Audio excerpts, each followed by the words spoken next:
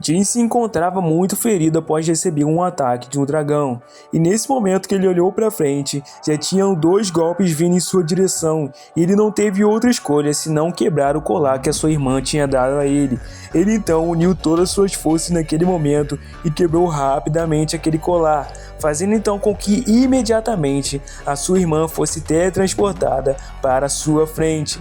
Então ela logo já defendeu o ataque que tinha vindo de magia e rapidamente já cortou o monstro pela metade, ficando com a mandíbula bem solta, e ainda por cima ela começou a dizer ao seu irmão que ele nunca tinha tentado falar com ela nenhuma única vez, mas parecia que aquilo ali era demais para ele cuidar sozinho, chamando ele de irmão querido. Andrei Zifel não estava acreditando no que ele estava vendo. Era literalmente a Baleia Branca, a irmã mais velha de Jin. Então começou a se gabar do seu irmão, que o segundo do clã Zifel no comando e o seu dragão de vento seria o único motivo para Jin ter chamado ela, já que era algo de um nível bem grande. Então ela virou para Jin e começou a dizer que ele tinha feito um ótimo trabalho, tendo eles como oponentes, perguntando se ele tinha se machucado. Ele porém disse que na verdade ele ia ser atingido pelo ataque deles naquela hora, mas Jin estava todo machucado, o que fez ela ficar um pouco com raiva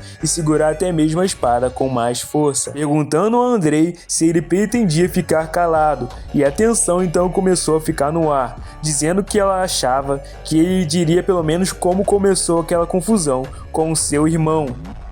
Jin então começou a pensar que o oponente era na verdade o vice-patriarca do clã Zifel e um dragão do vento revivido por um artefato que possuía poderes divinos, e mesmo assim ele tinha certeza que a sua irmã conseguiria cuidar de tudo aquilo. Mas depois dele sentir aquela pressão no ar, ele conseguiu ter absoluta certeza que aquela luta já tinha acabado. Huracan então se aproximou de Jin para carregá-lo e disse que a melhor coisa que eles poderiam fazer dali era recuar. Huracan até mesmo começou a dizer que tinha sido muito mal, já que ele não conseguiu nem mesmo bloquear o ataque, já que eles tomaram o controle do vento daquele lugar. E ainda por cima, ele tinha uma boa irmã, dizendo que se ela tivesse se atrasado só um pouco, ele teria sido atingido na hora, mas mesmo assim, ela salvou a sua vida. Andrei continuou usando a habilidade daquele monstro, a qual o ataque que ele tinha sofrido de Jin começou a se fechar rapidamente, como se não tivesse nem sofrido nenhum arranhão. E ele então começou a dizer que ia pensar que ela apareceria naquele momento, a própria Baleia Branca, mas com isso, agora ele tinha certeza que os Hulkandels quebraram a sua promessa com o clã Zifel de nunca poderem usar magia, gritando então a Luna dizendo que o seu irmão tinha usado magia e que o clã Zifel não iria deixar isso passar com tanta facilidade. Ela então disse que entendia, mas ele não devia se preocupar com nada daquilo, já que ele não teria chance nem mesmo relatar isso ao seu clã, o que fez ele ficar bem nervoso e perguntar como ela ousava dizer isso para ele. Ele então, irritado, mandou em direção a ela o seu monstro para atacá-lo, porém ela simplesmente fatiou aquele monstro e ele desapareceu como se nada tivesse acontecido. Ela então começou a dizer que todos os Zifels que ela tinha visto eram tudo papo furado e que o vice-patriarca não era nada diferente de todos eles. Então o dragão imediatamente começou a usar a sua habilidade e apareceu na frente para atacar a Luna, porém nesse momento ela só deu um passo e cortou ele todinho, dizendo então se ele iria continuar na sua forma original de dragão, já que se ele continuasse nessa forma, era melhor e mais fácil dela atingir ele. Então ele imediatamente se transformou em humano na intenção de lutar frente a frente contra ela. Porém, nesse momento, o mago estava preparando também um poder para aperfeiçoar a habilidade dele e o deixar mais forte, unindo então a habilidade daquele instrumento mágico junto com a magia do dragão, criando então uma lança diferente dos padrões comuns. E aquele poder não era magia, era praticamente uma habilidade própria, mas também era parecida com energia demoníaca. E esse motivo pelo qual o dragão do vento estava indo com tudo era porque a Luna já tinha percebido que ele precisava de tempo para usar aquele artefato direito. Então ele não achou que o segundo no clã do Zifel e um dragão do vento estariam dependendo de uma mera ferramenta meia boca. Porém, nesse momento, o lanceiro, que era o dragão do vento, começou a atacá-la com todas as suas forças. E ela continuou insultando eles, perguntando se aquela coisinha poderia os salvar. Ela, porém, com muita facilidade, conseguiu desviar daquele ataque, enquanto aquele dragão continuava xingando ela e perguntando como ela ousava falar aquilo, já que ela não sabia de nada. Porém, ela conseguiu refletir o ataque dele e simplesmente desviar de todos os ataques que ele estava lançando em direção a ela, enquanto eles estavam tendo uma luta bem equilibrada e frenética. Porém, ela não estava usando toda a sua força naquele combate, e mesmo assim o dragão do ar estava sentindo muita dificuldade de continuar lutando com ela, até que então ele recebeu um chute no meio do seu peito e começou a se sentir fraco, já que ela era muito poderosa, e ela então percebeu que ele tinha chegado em seu limite. E ela dizia que não achava que ele teria mais algo de interessante para mostrar para ela. Então, ela iria usar uma habilidade para acabar logo com aquilo. O nome da habilidade que ela iria demonstrar se chamava Terceiro Movimento Letal Decisivo dos Hulkandels, e simplesmente começou a iluminar o céu de uma forma gigantesca, e a sua cara começou a ficar até mesmo obscura de tanto poder que aquela mulher tinha, meu parceiro. O dragão começou a ver até o céu, já estava preparado para ser arrebatado naquele momento. Até o Zifel começou a ficar apavorado com tamanho poder, e ela começou então a chamar meteoros para cima deles, enquanto chamava a habilidade de chuva de meteoros, e eles não podiam fazer nada senão observar. Nesse momento vemos que o tio Didin, o ancião, disse que a esgrima do clã deles poderia ser descrita com uma só palavra: a violência. E ela era destrutiva e decisiva. E a mentalidade dos Hulkandels estava ligada a batalhar, capturar e aproveitar o combate, ligado realmente a espadas. E era por isso que a lâmina deles não tinha uma forma definida, e a única coisa que existia eram técnicas secretas e movimentos letais decisivos que existiam para acabar com os inimigos. Porém, Jin, observando aquilo, ficou abismado com o tamanho do poder que a sua irmã tinha para poder até mesmo atrair meteoros, tá igual Madara, meu parceiro. Então, ele começou até a ver aquilo de uma forma linda, achando até mesmo ofuscante. Só quem não estava achando lindo era o Zifel lá, e o dragão então começou a correr em direção a ele, tentando protegê-lo, e ele achava aquilo amedrontador e ao mesmo tempo poderoso. Então, ele começou a despertar, já que seu dragão estava chamando ele. Após isso, então, ele se transformou em dragão para protegê-lo, perguntando se ele estava bem e que ele deveria acordar. Ele, porém, estava traumatizado, se perguntando como aquilo era possível, já que ela nem mesmo tinha um contratante com poderes de um deus e ainda por cima não estava usando um artefato, e perguntando do fundo da sua alma como ela conseguia fazer aquilo só com os poderes humanos. Nesse momento, o dragão continuou gritando para ele, dizendo que pelo menos ele precisava ficar vivo, e se ele sobrevivesse, ainda eles teriam uma chance de ganhar, já que com o poder daquele orbe, eles poderiam conseguir virar a situação, e mesmo se o dragão morresse protegendo ele ainda conseguiria reviver ele com aquilo, perguntando se realmente ele conseguiria, dizendo que mesmo assim, a luta ainda não tinha acabado, e enquanto ele tivesse aquele orbe, ele não iria morrer. Desde que ele o tenha, eles poderiam se tornar até mesmo um deus,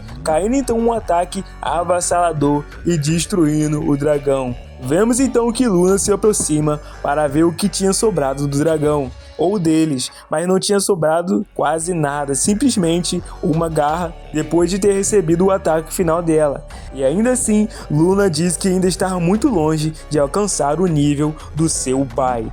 Jin e os outros começam a se aproximar de Luna, e ela olhou para eles pensando que aquilo deveria ser uma boa lição para o nosso prota, já que também poderia ser uma boa motivação para ele. Então, no fim, se ela não conseguisse alcançar o nível do seu pai, ela esperava que pelo menos o seu irmãozinho conseguisse. Porém, nesse momento que ela começou a pensar nisso, apareceu em sua frente uma criatura avassaladora, emanando bastante poder, porém a única coisa que ela dizia é que aquilo feria o orgulho dela, já que seria um saco se ele realmente continuasse sendo teimoso assim na frente do seu irmão mais novo. Porém, aquele monstro imediatamente começou a liberar uma mana poderosa e até mesmo gritar naquele momento.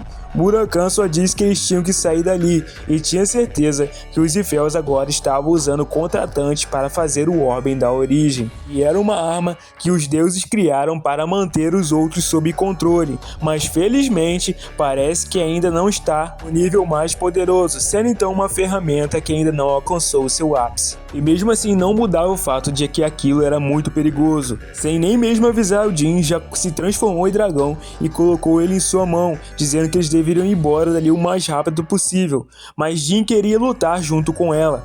Ele não poderia deixar sua irmã mais velha cuidar sozinho de uma situação perigosa como aquela. Porém, Murakami disse não, e disse que a sua irmã era mais do que forte o bastante para cuidar daquilo sozinha, dizendo que eles tinham que ir logo dali.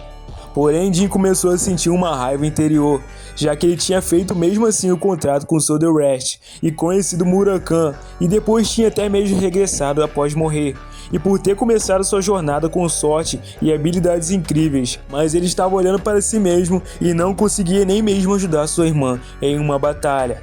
Ele não acreditava que ele tinha que fugir sem nem lutar direito, e isso significava como se fosse na sua vida anterior, como se ele fosse um fracasso como antes. Então ele começou a despertar um desejo de nunca mais poder se sentir impotente diante de um inimigo, dizendo então que ele precisava ficar mais forte. Murakami, observando aquilo, começou a sentir a aura de Jin e sabia que ele não era um covarde, mas não acreditava que ele estava emitindo um espírito de luta, mesmo depois de ver aquela criatura em sua frente, o que dava um pouco de orgulho a Murakami, dando até a vontade de morder aquele garoto. E aquilo era mais do que o suficiente para deixar o espírito de luta dele acender os seus talentos e eles não se apagarem. Enquanto ele tivesse aquele espírito, ele continuaria se tornando mais forte. Murakami disse que até lá iria continuar cuidando do garoto. Lu então começou a perguntar àquele monstro se ele achava que ele podia matar ela só porque sua aparência tinha mudado um pouco, dizendo que ele estava fazendo birra por causa das suas desilusões, dizendo que era uma pena. Porém, em milissegundos, aquele monstro atacou ela com um raio e ela não conseguiu desviar. Aquele raio basicamente destruiu tudo que estava na sua frente, porém ela conseguiu desviar um pouco e se defender com a espada. E ele então começou a dizer que o poder de Deus estava com ele. Se converteu. Enquanto isso, ele gritava o nome dela, dizendo o que ela tinha, já que ela não tinha nada além de uma espada gigante para poder derrotá-lo, e que ela deveria admitir a sua derrota e se submeter a ele mesmo ali, e mesmo se seu pai estivesse ali, não adiantaria nada. Ela então diz que para um espadachim, uma simples espada já era o bastante para poder derrotá-lo. E nesse momento, ela começou a dizer que se ele realmente enfrentou ela com a magia que esteve cultivando a sua vida inteira, pode ser o bastante para ela pelo menos poder usar metade da sua força com ele. Mas é uma pena, já que ela iria mostrar algo que ele nunca conseguiria com aquele itemzinho Michuruca, e iria mostrar como uma lâmina afiada estava prestes a ficar mais forte. Ele então começou a ativar sua espada e literalmente ela começou a pegar fogo. Era tipo uma aura carmesim. E aquele monstro já tinha lutado com vários espadachins, mas nunca viu nada igual, perguntando o que era aquilo. E não era isso o mais importante, mas sim que agora ele estava com seu poder no nível de um deus, chamando ela para vir para cima, enquanto ele criava algum tipo de ataque muito poderoso, chamando ela de arrogante, e que ele nunca desistiu depois de ver aquela força dela, dizendo que ela verá o quão fraca ela é. Porém, naquele momento, naquele impasse, ela ativou a habilidade Lâmina da Mente, fazendo então com que o seu ataque chamado Lua de Sangue a ativasse e acertasse aquele monstro com tudo. E ele, enquanto gritava e tentava tirar o golpe nela, nada adiantou, ele simplesmente foi partido ao meio, e a sua esfera também. Porém, nesse momento que a esfera dele partiu, o golpe dele também foi lançado, e o golpe dele simplesmente começou a sugar tudo que estava ao redor, e ela não conseguia fugir dali, já que aquele ataque era muito poderoso e estava sugando ela como se fosse um buraco negro. Ela então decidiu enficar a sua espada no chão, porém nada adiantava, já que ela estava sendo completamente puxada para aquele redemoinho. Então ela ouviu um barulho chamando a irmã. E era Murakami que estava vindo voando com Jin. Nesse momento, ele então gritou a ela, esticando a sua mão. E ela nesse momento não teve outra escolha e pulou em direção ao nosso prota para ser salva. E ela só pensou que não foi só ela que salvou o seu irmão, mas sim que ele também salvou ela naquele dia. Nesse momento então vemos que o imperador estava conversando com alguém e era simplesmente o informante que estava atrás daquela dragoa. Eles então começaram a conversar a respeito daquela ilha que tinha sumido por inteira e além disso apareceu um vórtice estranho que começou a puxar tudo que estava por perto e eles tinham detectado uma grande abundância de mana naquele lugar e tinha mana de um humano, mas também claramente mana de dragão prateado e também do dragão do vento. Então o imperador percebeu que o dragão do vento estava lá e ele então começou a dizer que os espiões acreditavam que eles fossem Viureta dos Ifels, momentos antes do incidente, já que tinham avistado eles cruzando a fronteira para lá. Porém, nesse momento, ele informou que parecia que o dragão do vento na verdade estava morto, fazendo com que o imperador não acreditasse muito naquilo. Porém, ele tinha uma prova, e aquela mana também era humana. Eles perguntaram de quem era, mas eles não sabiam, mas provavelmente de outros contratantes de dragão. Mas também naquele momento ficou uma dúvida no ar. O que tinha acontecido com aquela estranha energia que sobrou naquele lugar. Eles então começaram a dizer que tinha a ver com aquela coisa que os Ifels estavam desenvolvendo em total segredo, mas eles tinham algumas informações. Então ele perguntou se ele tinha confirmado a respeito das pessoas que estavam na casa do dragão prateado, porém eles ainda estavam investigando. O imperador nesse momento deu um super soco na mesa, totalmente irritado, já que parecia que eles estavam deixando várias coisas passar em seus relatórios recentemente, e ainda assim não descobriram quem eram os convidados da King Cantel. Então ele não tinha mais o que falar a respeito daquilo, o que deixou o imperador ainda mais irritado. O imperador reconheceu que já que ele não conseguia fazer nada a respeito daquilo, nem ele mesmo conseguiria, já que ele era um dos melhores informantes que eles tinham. Informando também que não deveria dizer nada à imprensa se a Enya, a contratante da King Cantel, não fosse encontrada até aquele mesmo dia, à noite, deveriam considerar ela como perdida e então enviar mais de suas forças especiais para os Ifels, apenas os úteis, para que eles pudessem ter uma relação amigável com eles, mas eles ainda tinham feito uma baita de uma bagunça sem avisar nada a eles, enquanto avisava Hachi que ele não era nada paciente e que provavelmente ele sabia disso. Então, Hachi disse que atenderia às suas expectativas, chamando ele de Vossa Majestade Imperial. Vemos então alguém gritando em uma casa que tinha sido usado o orbe, porém era aquele cara estranho de novo, enquanto eles discutiam que o dragão prateado e o dragão do vento tinham lutado no mar de Velmonte, e por causa disso, aquela ilha inteira desapareceu. E ainda diziam que a única coisa que sobrou dela foi um vórtice, mas pensavam que o motivo disso ter acontecido foi porque o orbe se quebrou, mas na verdade simplesmente o cara lançou uma magia muito poderosa. E ainda por cima, esse homem começou a dizer que ele na verdade tinha construído isso, porque ele ficava reclamando como puderam destruir a sua obra-prima assim, dizendo que ele falou para não usarem aquilo de forma imprudente até que fosse finalizado. Dizendo a V-Smoke, enquanto cuspia vários pedaços de pão nele, que não iria perdoá-los, e ainda informando que aqueles magos inúteis não sabiam o valor do seu trabalho. Dizendo então que os idiotas dos Ifels arruinaram todos os seus planos. Viscal então disse que o líder deles estava muito furioso por causa daquilo, e reconsiderando todas as alianças deles com os Ifels. Naquele momento, eles então deveriam ignorar as mensagens daquele clã. Porém, nesse momento, vemos que outra pessoa também estava sabendo da notícia, e era um dragão de fogo que estava queimando sua caça. Nesse momento, vemos então que um homem diz que o Ender estava morto. O dragão então perguntou como isso era possível, já que ele tinha levado junto dele o dragão do vento e ainda por cima o orbe com o poder de um deus, e mesmo assim ela disse que só podia ser uma de duas opções: o dragão prateado era mais poderoso do que eles pensavam, ou alguém de fora tinha interferido.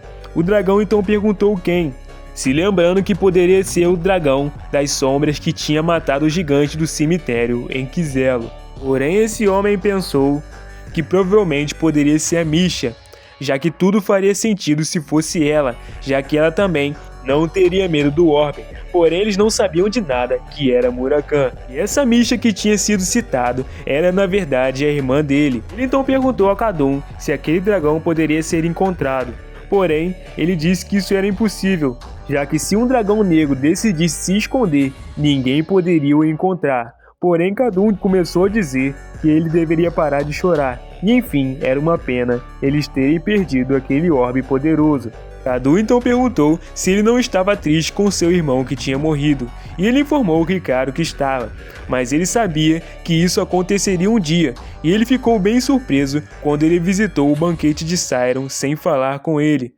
Mesmo assim, o dragão continuou dizendo a Khadun que ele estava mentindo, que a qualquer momento eles podiam pedir para aquele cara fazer outro orbe com os fragmentos, e sem aquilo eles não conseguiriam derrubar os Rukandels, mesmo depois que Jairon morresse. E mesmo assim, valia também para os reis do Mar Negro. Ele não achava que deveria considerar aquilo como cansativo, já que ele era uma pessoa que queria dominar o mundo inteiro. E o seu nome era Keliark. E após toda aquela luta, ele bateu na porta e acabou encontrando a sua cuidadora chamada Dilly, que perguntava quem era. Nesse momento ela ficou muito feliz que era Jin e que ele tinha retornado em segurança. Ele então perguntou se podia preparar o jantar para todos eles, já que eles não comeram nada durante o seu voo até ali. E junto deles veio a sua irmã Luna, só que ela vendo aquilo, ela acabou desmaiando. Nesse momento Murakan ficou todo preocupado com ela, chamando seu nome. Entrando então dentro da casa, Murakan estava abanando ela, só resmungava que o jovem mestre seria expulso de casa. Luna então continuava dizendo que ela parecia que não tinha entendido nada e entendido tudo errado. E esse foi o nível da preocupação dela, dizendo que ela era uma boa pessoa. E Jin dizia que ele não merecia ter alguém como ela. Então alguém chamou Jin, e era o Kashmir, perguntando quando ele tinha voltado e quem eram aquelas pessoas que estavam com ele. Então ele pediu perdão por não explicar nada e ainda assim disse que aquela era sua irmã mais velha, chamada Luna Rukandel. E então ela cumprimentou ele, chamando ele de Kashmir da Lâmina Fantasma, porém ele disse que era um apelido vergonhoso que ele tinha, mas ainda assim era uma honra saber que já era conhecido por ela. Então também perguntou quem era a outra que emanava uma mana bem sombria, e disse então que era a senhorita Kinkatel, o dragão prateado. E nesse momento ele juntou as pernas e começou a se curvar para outro dragão, agradecendo que permitiu que ele se apresentasse, e ele se chamava Kashmir. Eles então estavam conversando, porém a Dragoa interrompeu eles, dizendo que eles deveriam ir direto ao ponto, perguntando aonde estava Enya. E ele disse que iria falar sobre aquilo naquele momento, que há 3 horas atrás, Leitri, o dragão dela, tinha retornado.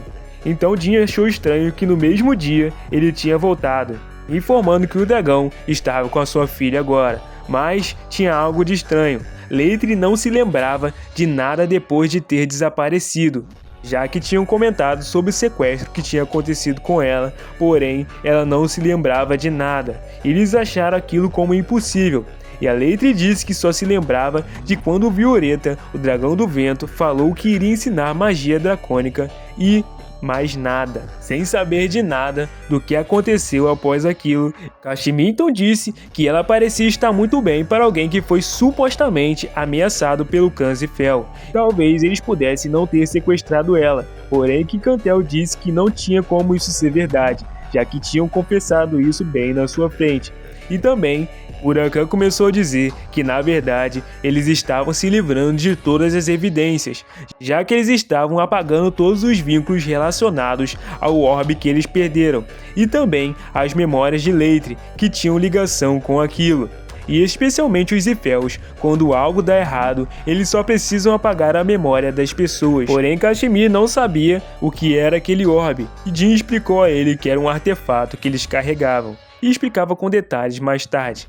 Nesse momento então, Dilly começou a acordar, e ele começou a explicar tudo o que tinha acontecido, e nesse momento ela estava se levantando ainda. Murakan então começou a dizer que para eles... Murakami então começou a dizer que eles estavam reunindo poderes de todos os deuses existentes para se tornarem um deus e também para massacrar todos os que forem contra eles. E esse era simplesmente o líder dos Elfos, o primeiro no comando. A intenção dele era governar o mundo inteiro. Hashimura então disse que agora eles deveriam descansar, já que eles do Pavão de Sete Cores descobririam o máximo possível, e que também poderiam levar a senhorita Kikantel para onde a Enya estava se ela desejasse, e ela disse para eles irem agora. Jiri então acabou despertando e ele perguntou se ela estava bem melhor agora. Ela disse que sim e perguntou por que ela tinha desmaiado. Só que nesse momento ela acabou novamente avistando a Luna e ela então desmaiou novamente, o que fez Murakami ficar preocupado de novo. Então eles abriram uma taça e começaram a conversar. A Luna então perguntou se realmente ele tinha erradicado a Tessaigen, uma notória organização secreta que decidiu tornar a cidade de Tikan como base e, ainda possível, matou o vice-patriarca do clã Zifel e Viureta. Eles ainda por cima conseguiram fazer tudo isso antes mesmo de ter passado 2 meses como um porta-bandeira provisório. Ela então continuou dizendo que pela sua magia e pelas habilidades dele, ele não seria só reconhecido oficialmente, como também teria que tomar cuidado com a sua vida quando descobrissem sobre isso. Luna, nesse momento, continuou dizendo que Jin tinha se tornado uma pessoa incrível. Porém, o grande problema é que ele não poderia ter ajuda de ninguém do clã, e ela simplesmente ajudou ele, o que fez com que Jin pensasse que tudo estaria acabado. Porém, ela disse que poderia fingir que não tinha visto nada que aconteceu. Então ela ficou feliz, já que a única coisa que eles teriam que fazer era omitir aquilo do patriarca. Porém, a Luna disse que não adiantaria e que provavelmente o seu pai já sabia de tudo que estava acontecendo. Porém, Luna continuava agindo como se tudo aquilo não fosse nada. Jin então chegou e disse que a Jiri não deveria se preocupar, já que ele já tinha um plano para tudo aquilo. Ela então perguntou qual seria, e ele disse que estava planejando ir ver o seu pai junto com a sua irmã. Porém, nesse momento, as duas não acreditaram no que ele tinha dito, já que ele não tinha ideia de quem ele estava querendo ver, e que na verdade ele estava agindo como um louco, já que nesse momento ele deveria ficar sentado sem fazer nada, enquanto finge não ver nada. E o que ele estava realmente tentando falar com seu pai. Ele então disse que iria avisá-lo e também informar o que o clã Zifel estava fazendo em um esquema para derrubar os Hulkandels. E nada disso seria melhor do que ele falar pessoalmente, já que até mesmo aquele orbe foi envolvido. Luna então começou a dizer que tinha certeza de que ele não sabia o que acontece quando um porta-bandeira provisório volta mais cedo sem permissão. Mas mesmo assim, ele queria desistir do seu teste, e ele disse com certeza que já sabia que estava no meio de tudo, e tinha chegado a um ponto que deveria contar para ele pessoalmente, e também iria usar isso para fazer uma proposta para o seu pai. Enquanto nem a Jiri nem sua irmã mais velha ousariam pensar em fazer uma proposta para ele. A sua irmã então disse que se ele fizesse isso, ele iria matar ele. Porém, Jin acabou dizendo que quando isso acontecesse ou se chegasse o momento, a sua irmã iria proteger ele. A sua irmã então se levantou rapidamente e se colocou na frente dele, olhando seriamente em seus olhos, enquanto ele também olhava tranquilo, e ela ficou bem irritada, mas entendeu o quanto a Jiri sofreu para cuidar dele, já que nem ela mesma, sendo a sua irmã mais velha, estava conseguindo lidar com ele. Então ela concordou e disse que iria com ele, perguntando quando eles iriam. Ele então disse que iria no primeiro portal de transferência no dia seguinte. Então ela começou a dizer que seria melhor ser punido antes do que depois mesmo. Jiri então perguntou qual foi o motivo para ela aceitar aquilo. Ela então disse que a família deles era composta por pessoas ocupadas em simplesmente derrubar uns aos outros, então o mínimo que ele poderia ter é alguém do lado dele, e por isso ela seria o escudo dele dessa vez. Ela falava assim porque sabia que, para fazer tudo isso, Jin no final das contas deveria ter uma carta na manga. Eles então no outro dia chegaram lá, porém quando eles chegaram, eles já estavam cercados naquele momento. Enquanto um dos irmãos dizia que ao invés de repreender Jin, trouxe ele até o castelo, dizendo que aquilo não fazia sentido nenhum, com a intenção de matar os dois. Luna nesse momento começou a dizer que Jin deveria estar muito, mas muito grato por ela estar ali, e ele disse que claro, enquanto outros irmãos vinham para cima dizendo que ele não ligava para nada e porque ele tinha voltado e como ele ousava como um futuro porta-bandeiras vir ao Jardim das Espadas. As outras duas irmãs que odiavam Jin disseram que aquele era o resultado por ela ter sido mole demais, dizendo que ela na verdade deveria ter impedido ele e não sido imprudente com ele. Então ela perguntou onde estava o seu pai, e ela respondeu, em algum ponto daquela casa. E Luna naquele momento achava muito difícil lidar com a Huntia, enquanto a outra irmã estava bem irritada, achando que Jin iria morrer antes mesmo de lutar contra ela. Eles então perguntaram ao irmão mais novo se ele tinha vindo atrás de seu pai, e ele disse que sim a sua irmã. Então os outros irmãos atrás perguntaram se realmente ele queria morrer, já que ele teve sorte de ter sobrevivido e achava mesmo que era alguém só porque era um pouco mais forte que os dois irmãos Tona. Nesse momento então a irmã deles respirou fundo e disse que o pai estava na sala de estudos, e Jin agradeceu. Porém nesse mesmo momento ela apontou a espada para o pescoço de sua irmã mais velha, dizendo que a partir daquele momento, a primeira porta-bandeiras deveria deixar a sua arma e Jin deveria entrar sozinho, e aquela era uma ordem direta do patriarca. Porém, ela olhando seriamente, perguntou e se ela não quisesse, o que iria acontecer. Só que nesse momento, só com a aura dela, ela começou a quebrar o chão e todos começaram a ficar armados, preparados para poder lutar contra ela.